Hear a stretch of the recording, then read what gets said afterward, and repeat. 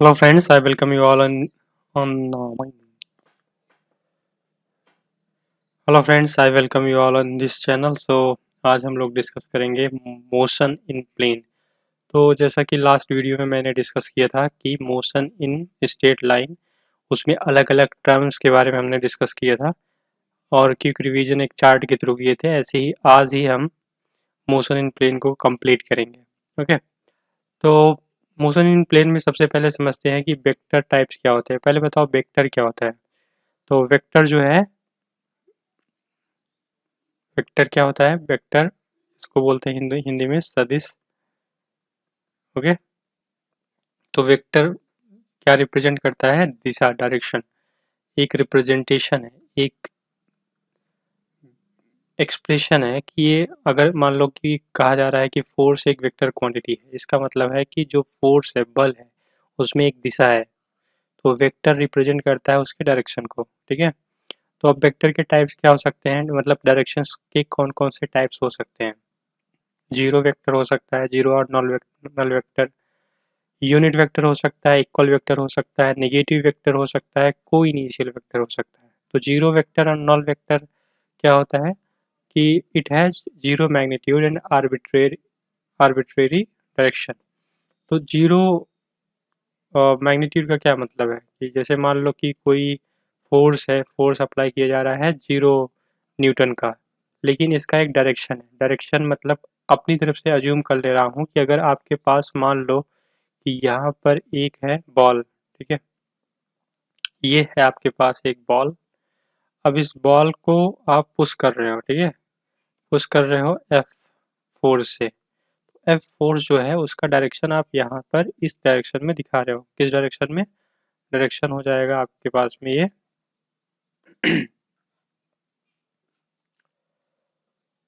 तो डायरेक्शन एक कोई डायरेक्शन बनेगा, तो डायरेक्शन हम यहाँ पर रिप्रेजेंट कर दे रहे हैं जो डायरेक्शन के चार्ट होते हैं उसके अकॉर्डिंग।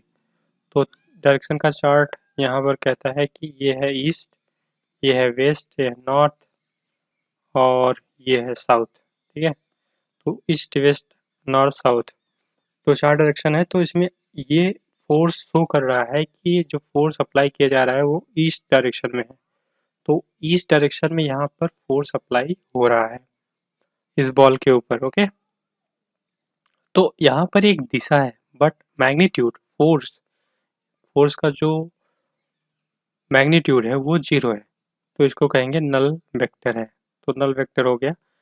अब इसके बाद आते हैं हम कि जो हमारे पास यूनिट वेक्टर होता है उसका क्या डेफिनेशन है? It has magnitude as one और यूनिटी। मैग्नीट्यूड वन रहेगा या फिर यूनिटी बोल सकते हो, यूनिटी रहेगा। ठीक है, यूनिटी वन का मतलब एक ही है। तो यहाँ पर जो ए कैप हो जाएगा वो क्या होगा? वो हो जाएगा यूनिट वेक्टर और उसका वैल्यू मिलेगा A vector upon mod of A vector. देखो इसको डिराइव कहाँ से किया गया? क्योंकि हमें पता है कि जो हमारे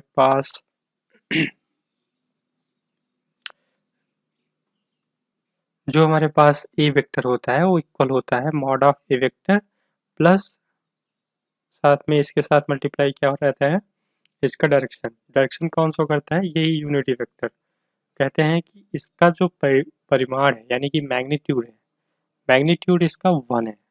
एक कैप का मैग्नीट्यूड वन है, लेकिन इसमें एक डायरेक्शन है, डायरेक्शन दिखा रहा है, एक दिशा दिखा रहा है। ठीक है, तो इसके साथ मल्टीप्लाई कर देते हैं, इससे कोई फर्क नहीं पड़ता है, लेकिन इसका डायरेक्शन एक्सप्रेस हो जाता है एक ऐप से। मतलब कि ये रिप्रेजेंट हो जाता है कि इस वेक्टर में एक दिशा है। ठीक है, तो यहाँ पर ये मैग्नीट्यूड है। तो ऑब्वियस सी बात है कि अगर हमें ए कैप निकालना होगा तो क्या करेंगे हम? A vector divided by mod of A vector कर देंगे। तो यहाँ पर मिल जाएगा हमें यूनिटी वेक्टर का वैल्यू। तो यूनिटी वेक्टर इसी तरीके से हमने कैलकुलेट किया। नाउ इक्वल वेक्टर्स क्या होता है? इक्वल वेक्टर की बात करें तो vectors having same direction and magnitude. कोई भी दो वेक्टर, ए वेक्टर है और बी वेक्टर है, दोनों का डायरेक्शन और मैग्नीट्यूड दोनों सेम हो तो उसको बोलते हैं इक्वल वेक्टर्स। ठीक है, अगला है नेगेटिव वेक्टर्स। तो नेगेटिव वेक्टर क्या होता है? नेगेटिव वेक्टर होता है कि vectors having same magnitude but opposite direction, direction opposite हो। ठीक है, तो अगर मान लो कि अगर एक वेक्टर है ए वेक्टर, कुछ इस तरीके से मैं ये रिप्रेजेंट कर रहा हूँ, और दूसरा वेक्टर है इस डायरेक्शन में बी वेक्टर। तो मॉड अगर मैं कहूँ कि ये इक्वल है मॉड ऑफ बी के, तो सिंपल सी बात है कि इसका मैग्नीट्यूड इक्वल है, लेकिन जो डायरेक्शन है आप देख रहे हो यहाँ पर वो एक दूसरे के अपोजिट है। तो हम कहेंगे कि ए वेक्टर जो है वो अपोजिट है बी वेक्टर के, यानी कि अगर हम मॉड की बात करें तो यहाँ पर माइनस लगा देंगे तो मिल जाएगा इक्वालिटी। ठीक है, तो अपोजिट डायरेक्शन जो होता है उनका मैग्नीट्यूड इक्वल होता है, बट वो एक दूसरे के अपोजिट डायरेक्शन में होते हैं। तो कोइनिशियल क्या होता है? Coinitial vectors vectors having common starting point. तो कॉमन स्टार्टिंग पॉइंट अगर है तो उसको बोलते हैं कोइनिशियल। एक वेक्टर ए स्टार्ट हुआ पॉइंट ए से और दूसरा वेक्टर इसी पॉइंट से स्टार्ट होता है, बट उसका जो डायरेक्शन है मान लो कोई और है, कुछ इस तरीके से, तो बी वेक्टर है। तो बी वेक्टर देखो ये स्टार्ट यहीं से हुआ है लेकिन डायरेक्शन अलग है, मैग्नीट्यूड भी अलग है, तो हम कहेंगे कि ये कोइनिशियल। कोइनिशियल मतलब एक जगह से शुरुआत होना। ठीक है, तो पॉइंट ए से ही शुरू हो रहा है तो हम कहेंगे कोइनिशियल वेक्टर्स हैं ए और बी। ऑलराइट, अब हम बात करेंगे एडिशन ऑफ वेक्टर्स के बारे में। तो वेक्टर्स का एडिशन हम कैसे कर सकते हैं, मतलब कि दो वेक्टर्स हैं जिनमें दिशा और परिमाण दोनों होता है, उनका हम एडिशन कैसे कर सकते हैं? तो एडिशन करने के दो तरीके होते हैं, एक होता है लॉ ऑफ ट्रायंगल के हिसाब से, दूसरा होता है लॉ ऑफ पैरेललोग्राम। तो लॉ ऑफ ट्रायंगल क्या कहता है? कहता है कि अगर आपके पास दो वेक्टर्स हैं आर और पी, तो या फिर पी और क्यू ले लो। ठीक है, दो वेक्टर्स हैं पी और क्यू, तो पी और क्यू, आप यहाँ देखो फिगर में कि दो वेक्टर्स हैं पी पी वेक्टर और क्यू वेक्टर। अगर पी वेक्टर और क्यू वेक्टर को आप एक ट्रायंगल बना रहे हो, ठीक है, तो जो इसका रिजल्टेंट होगा, मतलब इन दोनों को मिलाने वाला जो लाइन होगा आर वेक्टर, ये इसका रिजल्टेंट या फिर इन दोनों का समेशन कहलाएगा। ठीक है, मतलब कि आपके पास एक सीक्वेंस में एक पी वेक्टर है और एक है क्यू वेक्टर, तो इन दोनों को मिलाने वाली जो लाइन होगी आर वेक्टर वो रिजल्टेंट होगी। ठीक है, और लॉ ऑफ पैरेललोग्राम यही चीज़ कहता है कि अगर आपके पास दो वेक्टर्स हैं पी और क्यू, उनके बीच में जो रिजल्टेंट आएगा, बीच में आएगा कहाँ आएगा डिपेंड करेगा कि उनमें कितना एंगल है पी और क्यू में। ठीक है, तो उनका जो रिजल्टेंट होगा वो आर कुछ इस तरीके से पैरेललोग्राम बनाएगा। ये यहाँ ट्रायंगल बना रहा था, यहाँ पैरेललोग्राम बना रहा है। ठीक है, अगर हम क्यू को मिलाएं आर से और आर को यहाँ पर पी से, तो एक पैरेललोग्राम मिलता है। जो अगर पैरेललोग्राम मिलता है तो इसका मतलब आर जो है वो क्या है? रिजल्टेंट है। लेकिन आर यहाँ पर इसके साथ साथ क्या होगा? उसका विकर्ण होगा। ठीक है, अब आगे बात करते हैं सब्सट्रैक्शन ऑफ टू वेक्टर्स। दो वेक्टर्स का सब्सट्रैक्शन, सब्सट्रैक्शन भी ऐसे ही होता है, बस एंगल्स चेंज हो जाते हैं। अब यहाँ पर a माइनस बी जो होगा वो आप लिख सकते हो a प्लस माइनस बी। ठीक है, यहाँ पर ये एंगल चेंज कर देगा बस, और कुछ नहीं होगा, बाकी समेशन ही रहेगा। मल्टीप्लिकेशन की अगर हम बात करें तो multiplication of a vector by real number lambda, तो वो हो जाएगा लैम्डा ए वेक्टर, या लैम्डा ए वेक्टर लिख सकते हो। बाकी वेक्टर का वेक्टर से मल्टीप्लिकेशन, वेक्टर का स्केलर से मल्टीप्लिकेशन, उसको हम अभी देखते हैं। अभी समझते हैं कि पोजीशन वेक्टर क्या होता है, पोजीशन ऑफ डिस्प्लेसमेंट वेक्टर। तो पोजीशन वेक्टर होता है आर वेक्टर एक्स आई कैप प्लस वाई जे कैप। ठीक है, तो पोजीशन वेक्टर है क्या? जैसे मान लो कि आपके पास कोई इस तरीके से पॉइंट है।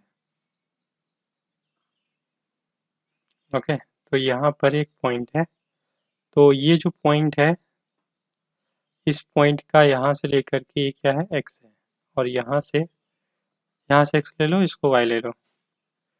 तो कोई पॉइंट है मान लो ए, चलो फंडामेंटल पॉइंट्स ले लो तो आसान पड़ेगा। तो फंडामेंटल पॉइंट से जो इसका डिस्टेंस है वो अगर हमें कैलकुलेट करना है तो मिलेगा आर वेक्टर, पोजीशन वेक्टर, और उसकी वैल्यू कितनी होगी? एक्स आई कैप होगा प्लस वाई जे कैप होगा, तो ये वैल्यू मिलेगा। ओके, अब हम बात करते हैं डिस्प्लेसमेंट वेक्टर की। तो डिस्प्लेसमेंट वेक्टर जो होगा वो चेंज हो जाएगा इन्हीं पोजीशंस का। तो मान लो कि अभी एक पॉइंट है, आपने यहाँ पॉइंट ए देखा, पॉइंट बी एक ले लो और उसके बाद उसको जो है मीट कराओ यहीं फंडामेंटल पॉइंट से। तो जिस तरीके से यहाँ पर पॉइंट ए का आर ए पोजिशन वेक्टर मिला है वैसे आर बी मिल जाएगा। ठीक है, इसका भी अपना कुछ एक्स डैश होगा, इसका अपना कुछ वाई डैश होगा। तो आर बी और आर ए का जो डिफरेंस होगा, चेंज होगा, वही मिलेगा पोजीशन वेक्टर का चेंज, यानी कि डिस्प्लेसमेंट वेक्टर। तो डेल्टा एक्स आई कैप प्लस डेल्टा वाई जे कैप, ये वैल्यू आपको मिल जाएगा डिस्प्लेसमेंट वेक्टर का वैल्यू। अब आगे देखते हैं वेलोसिटी वेक्टर क्या होगा। डिस्प्लेसमेंट वेक्टर का जो हमारे पास चेंज मिलेगा वो मिल जाएगा velocity vector with respect to time. तो V vector equals to V X I cap plus B Y J cap, magnitude होगा mod of V vector equals to root of V X square plus root of plus B Y square. ठीक है, जैसे मान लो कि आपके पास ए vector है, उसका वैल्यू है एक्स आई कैप प्लस वाई जे कैप, तो इसका जो मॉड होता है वो क्या होता है रूट में x square plus y square. Similarly ये एक वेक्टर है आपके पास दिख रहा है बी वेक्टर, और इसका मॉड हो जाएगा इन दोनों कंपोनेंट की स्क्वायर के समेशन के रूट के बराबर। ओके, रिलेटिव वेलोसिटी क्या होगी। रिलेटिव वेलोसिटी अभी मैंने बताया था लास्ट सेशन में कि अगर ए का वेलोसिटी बताना है वी के रिस्पेक्ट में, जब वी मूव कर रहा है सेम डायरेक्शन में तो v a minus v b हो जाएगा।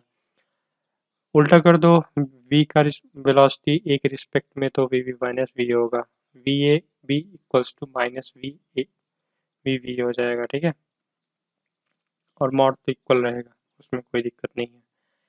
एक्सलेशन वेक्टर की बात करें तो एक्सलेशन वेक्टर अगर ए वेक्टर कुछ ऐसा है तो ए एक्स जो होगा वो d v x by d t होगा, और ए वाई क्या होगा d v y by d t होगा, और ए वेक्टर का जो मॉड होगा वो root of a x square plus a y square हो जाएगा। ओके, अब हम आगे बढ़ते हैं मोशन इन प्लेन। तो मोशन इन प्लेन क्या है। मोशन इन प्लेन की बात करें तो motion of body under two dimension frame, तो बोलते हैं मोशन इन प्लेन। तो अगर टू डायमेंशनल फ्रेम में कोई बॉडी मूव कर रहा है तो उसको बोलते हैं मोशन इन प्लेन। जैसे uniform circular motion, projectile motion, यही हम स्टडी करते हैं मोशन इन प्लेन में। तो प्रोजेक्टाइल मोशन को अभी देखते हैं, सबसे पहले यूनिफॉर्म सर्कुलर मोशन देखते हैं। तो when an object follows a circular path eight a constant speed, this is necessary condition. When a object follows a path, कोई पाथ मान लो इस तरीके से फॉलो कर रहा है जो कि एक सर्कुलर पाथ है, ठीक है, एट अ कांस्टेंट स्पीड, जो v है वो भी कांस्टेंट है, the motion of the object is called as uniform circular motion. तो अगर जो उसका वेलोसिटी है, जो स्पीड है वो कांस्टेंट है, ठीक है, जो उसका स्पीड है वो कांस्टेंट है, वेलोसिटी यहाँ कांस्टेंट नहीं होगा क्योंकि वेलोसिटी जो है डायरेक्शन भी देखता है तो डायरेक्शन चेंज हो रहा है कंटिन्यूसली, ठीक है, लेकिन स्पीड क्या होगा कांस्टेंट होगा। अगर स्पीड कांस्टेंट है तो उसको बोलेंगे यूनिफॉर्म सर्कुलर मोशन। लेकिन अगर मान लो कि स्पीड कांस्टेंट नहीं है तो यूनिफॉर्म मत बोलो, सर्कुलर मोशन हो जाएगा। ठीक है, angular velocity omega equals to क्या होगा थीटा बाई टी होता है एंगुलर वेलोसिटी। एंगुलर वेलोसिटी का अगर हम एनालॉजी करें, एनालॉजी का क्या मतलब होता है कि कंपैरिजन करना किसी दूसरे फिनोमिना से। तो मान लो कि omega equals to theta by t है, तो इसका कंपैरिजन अगर हम लीनियर मोशन में करें तो लीनियर मोशन में हम जानते हैं क्या होता है कि जो वेलोसिटी होता है वो इक्वल्स टू होता है डिस्प्लेसमेंट बाय टाइम के। तो यही देख लो, यहाँ डिस्प्लेसमेंट है और यहाँ पर क्या है एंगुलर डिस्प्लेसमेंट है, थीटा क्या है थीटा एंगल है, एंगुलर डिस्प्लेसमेंट, ठीक है, अपॉन टी। अब एंगुलर एक्सलेशन क्या होगा, एंगुलर एक्सलेशन मिलेगा, इसको अल्फा बोलते हैं, delta omega by delta T, velocity का चेंज बटे टाइम का चेंज। सो एग्जांपल है मेरी गो अराउंड। तो नेक्स्ट है centripetal acceleration. A body in a circular motion acted upon by an acceleration directed towards center of circular motion. ठीक है, so body in a circular motion acted upon by an acceleration directed towards center of circular motion. तो अगर मान लो आपके पास कोई एक circle है, ठीक है, अब देखो इसको, तो यहाँ पर आपके पास एक सर्किल है। अब इस सर्किल में क्या हो रहा है कि कोई एक बॉडी मूव कर रहा है, तो अगर इसके ऊपर कोई एक फोर्स एक्ट कर रहा है जो कि सेंटर की तरफ वर्क कर रहा है, तो उसको बोलते हैं सेंट्रीपिटल फोर्स, सेंट्रीपिटल फोर्स, जिसको हम एफ सी बोलते हैं, और उसका वैल्यू होता है mv²/r, इसको आप पढ़े होंगे, ठीक है। तो अब ये जो एफ सी है वो इक्वल किसके है, mv²/r। अगर रियलिटी में हम जानते हैं, रियलिटी में हम देखें तो हम जानते हैं कि जो फोर्स होता है इक्वल होता है m इंटू ए के, तो यहाँ पर ए किसके इक्वल है, इस फैक्टर के, तो ये फैक्टर क्या है, ये फैक्टर है ए सी, सेंट्रीपिटल फोर्स v²/r, ठीक है। तो ये इसका जो जन्म है, यानी कि सेंट्रीपिटल एक्सेलरेशन का जो जन्म है, इनिशिएशन है, वो सेंट्रीपिटल फोर्स की वजह से होता है, ठीक है। तो वही यहाँ बोला जा रहा है कि body in a circular motion acted upon bye N acceleration directed towards centre of the circular motion. तो ये एक्सलेशन का जो डायरेक्शन होता है इसके सेंटर की तरफ डायरेक्टेड होता है, ठीक है, और उसका वैल्यू होता है ए से इक्वल टू v²/r। अब v²/r को आप ओमेगा में चेंज कर सकते हो, क्योंकि आपको पता है कि लीनियर को चेंज करना है अगर आपको एंगुलर में, तो क्या करते हैं कि v इक्वल्स टू क्या होता है r ओमेगा, और a इक्वल्स टू क्या होता है r अल्फा, ठीक है, और s इक्वल्स टू क्या होता है r थीटा। तो ये तीन इक्वेशंस होते हैं, इक्वेशन 1 2 3, और तीनों से हम चेंजेस करते हैं लीनियर टू एंगुलर। तो v का वैल्यू हमें पता है कि r ओमेगा होता है, तो ओमेगा में चेंज करना है तो v/r को ओमेगा बोल दो, v/r यहाँ पर है, बस क्या करो कि r से मल्टीप्लाई कर दो ऊपर नीचे, तो यहाँ मिल जाएगा v²/r² इंटू r, इन दोनों को मल्टीप्लाई कर दिया, तो v²/r का वैल्यू v/r का होल स्क्वायर यानी ओमेगा स्क्वायर इंटू r मिल जाएगा, तो r ओमेगा स्क्वायर हो गया। इसी का वैल्यू क्या मिल गया, r ओमेगा स्क्वायर, और आप इसको कन्वर्ट कर सकते हो इस फॉर्म में भी 4π² r v²। Okay, so there are several ways to write a formula. अगर आपको लीनियर वेलोसिटी पता है तो ये फॉर्मूला यूज कर लो, अगर आपको एंगुलर वेलोसिटी पता है तो आप ये फॉर्मूला यूज कर लो, डिपेंड्स ऑन सिचुएशन। ओके, अब आगे हम पढ़ते हैं कि motion of an object that is in flight after being thrown on और प्रोजेक्टेड। तो प्रोजेक्टाइल मोशन में सबसे पहला केस यही बनता है कि motion of an object that is in flight after being thrown और प्रोजेक्टेड। तो यहाँ पर कंपोनेंट ऑफ वेलोसिटी जो मिलेगा इनिशियल वेलोसिटी का, वो मिल जाएगा u cos theta u sin theta. चलो थोड़ा सा इसको हम विजुलाइज कर लेते हैं। मान लो आपके पास कोई एक पार्टिकल है और आपने उसको फेंक दिया है, आपने क्या किया है, आपने उसको थ्रो किया है कुछ इस तरीके से, ठीक है, आपने ऐसे थ्रो कर दिया। तो ये जो थ्रो हुआ है, अगर हम इनिशियली देखें तो इनिशियली यहाँ पर आपको इसका एक वेलोसिटी मिलेगा किसी पॉइंट पी पर, मान लो कि ये ux है, u है, ठीक है, मान लो कि इसकी वेलोसिटी v मान लो, ठीक है। अब ये हो जाएगा क्या, ये हो जाएगा ux और ये हो जाएगा uy। ux क्या होगा, v cos थीटा, और uy क्या होगा, v sin थीटा, ये तो होगा। तो ये है किसी पॉइंट p पर, लेकिन यहाँ पर क्या बोला जा रहा है, यहाँ पर इनिशियल वेलोसिटी का कंपोनेंट बोला जा रहा है। इनिशियल वेलोसिटी का कंपोनेंट क्या मतलब कि जब इनिशियल वेलोसिटी हमें u पता हो, कुछ चेंजेस ना हो इसमें, जब हमें u पता है, अब इस u का जो कंपोनेंट आ रहा है, एक मिल रहा है u cos थीटा और एक मिल रहा है u sin थीटा, ठीक है, जो कि वर्टिकल है। तो यही चीज़ यहाँ पर बोला जा रहा है, ठीक है। तो आपको ये चीज़ समझ में आ गया होगा।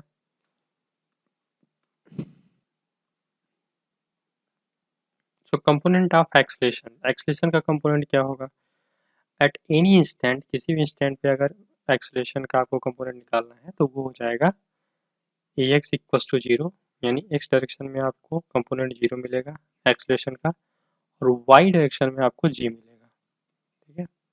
पोजीशन आफ्टर टाइम टी, तो टाइम टी के बाद जो पोजीशन होगा पार्टिकल का वो हो जाएगा x equals to u cos theta t, और वाई का वैल्यू मिलेगा u sine theta into t minus 1/2 g t square. Minus क्यों हुआ? क्योंकि पार्टिकल ऊपर जा रहा है तो ऑब्वियस सी बात है कि माइनस जी हो जाएगा, ठीक है, क्योंकि जो ग्रेविटी होता है उसको कम करने लगता है उसके एक्सलेशन को, यानी कि रिटार्डेशन होता है, तो माइनस जी टी यहाँ यूज किया जाएगा। आगे बढ़ते हैं, तो आगे equation of path of parabolic projectile जो है उसका इक्वेशन मिल जाएगा, ये y equals to x tan theta minus g by two you square cos square x square. तो ये पैराबोलिक इक्वेशन है, पैराबोलिक इक्वेशन। तो parabolic equation y equals to x tan theta minus ji upon two you square cos square theta into X square मिलेगा। ये आपको ध्यान रखना है, आपको याद रखना है ये इक्वेशंस। तो y क्या होगा? X tan theta minus ji upon two you square cos square theta into X square. Total time of flight, total time of flight क्या होगा? Two U sine theta upon G. Maximum height, maximum height क्या होगा? U square sine square theta upon two G. Horizontal range, horizontal range होगा U square sine two theta upon जी। तो ये चीज़ें आपको याद रखनी है। इसको थोड़ा सा मैं शॉर्ट में भी लिख सकता हूँ। देखो शॉर्ट में कैसे लिख सकते हैं इसको। एक तो हो जाएगा आपके पास में कि यू साइन थीटा का मतलब यू वाई, तो टू यू वाई अपॉन जी, पहले ये हो गया।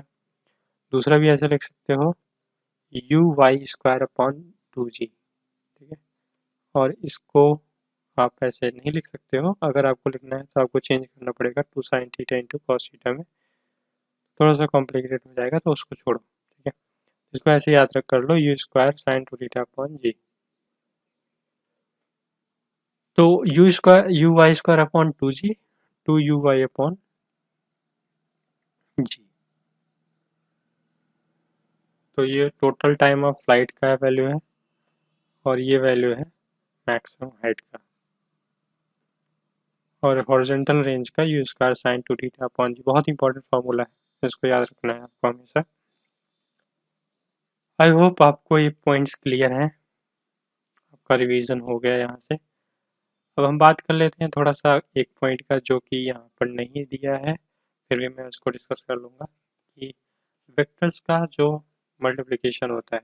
मान लो ए वेक्टर है आपके पास एक्स आई कैप प्लस वाई जे कैप प्लस जेड के कैप, और बी वेक्टर है जे, इसका वैल्यू है, इसका x1 ले लो, y1 z1, इसका x2 ले लो, आई कैप प्लस y2 जे कैप प्लस y3 के कैप, ठीक है।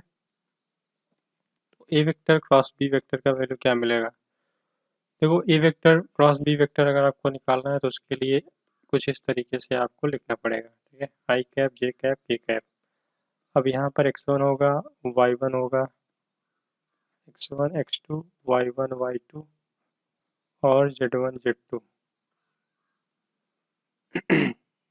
अब ये मिल गया आपके पास एक डिटर्मिनेंट। डिटर्मिनेंट निकालने का जो तरीका होता है आपको पता होगा कि अगर आई कैप निकालना है तो बाकी इसको ढक दो, ठीक है, ये ढक दो और ये लाइन ढक दो, और जो बचता है मैट्रिक्स उसको सॉल्व कर लो। तो आई कैप क्या मिल जाएगा यहाँ पर? y1 z1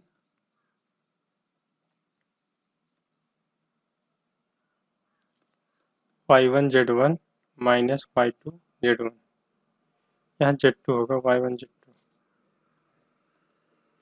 प्लस नहीं, यहाँ माइनस होगा क्योंकि ये माइनस रिप्रेजेंट करता है पोजीशन। तो जे कैप हो जाएगा क्या, x1 z2 minus x2 z1 plus के कैप क्या होगा, x1 y2 minus x2 y1। तो ये वैल्यू मिल जाएगा। तो ये हो जाएगा ए वेक्टर क्रॉस बी वेक्टर। अब देख रहे हो यहाँ पर ही आई कैप जे कैप के कैप रहेगा, मतलब एक वेक्टर वैल्यू आएगा। तो वेक्टर का जो वेक्टर मल्टीप्लिकेशन होता है वो वेक्टर प्रोवाइड करेगा। अब इसी का अगर मैं कहूँ कि स्केलर प्रोडक्ट निकालो, तो ए वेक्टर डॉट बी वेक्टर, तो कुछ नहीं करना होता, इसमें डायरेक्ट मल्टीप्लाई कर दो बस। यानी कि x1 x2 आई कैप नहीं रहेगा, हट जाएगा, y1 y2 plus z1 z2। ये हो गया इसका स्केलर प्रोडक्ट, गेम ओवर। तो फॉर्मूला जो है वो उसको अगर लिखना चाहो आप, formula a cross b vector का फॉर्मूला होता है a b cos theta, cos नहीं यहाँ साइन होगा, साइन थीटा।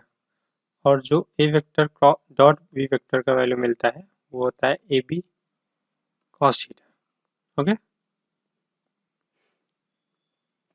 तो ए और बी क्या है, तो ए यहाँ पर मैग्नीट्यूड ऑफ ए वेक्टर है, बी है मैग्नीट्यूड ऑफ बी वेक्टर, और थीटा क्या है, एंगल है दोनों वेक्टर के बीच में। मान लो एक ए वेक्टर है और एक बी वेक्टर है, तो इनके बीच का एंगल थीटा है, तो ये थीटा है। आई होप इतना क्लियर है। तो ये था point regarding motion in plane. उम्मीद है आपको पसंद आया होगा, डिटेल्ड और क्विक रिवीजन चार्ट के थ्रू। इसी तरीके से और भी चैप्टर का मैं क्विक रिवीजन बनाऊंगा, तो हम जल्दी से रिवीजन कंप्लीट कर लेंगे। फिर और भी क्वेश्चंस वगैरह भी हम देखेंगे। तो इस चैनल को सब्सक्राइब कीजिए, और वीडियो पसंद है तो लाइक कीजिए और शेयर कीजिए अपने फ्रेंड्स के साथ, ताकि वो भी इसका यूज कर सकें। धन्यवाद।